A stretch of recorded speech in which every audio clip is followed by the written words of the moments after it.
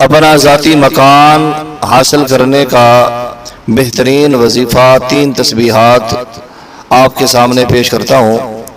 سب سے پہلے درود ابراہیمی 100 مرتبہ اور ربنا آتنا فی الدنیا حسنہ وفی الآخرۃ حسنہ وقنا عذاب النار، یہ دعا 100 مرتبہ، اور رب انی لما انزلت الی من خیر فقیر، سیدنا موسیٰ علیہ السلام والی دعا، یہ بھی 100 مرتبہ۔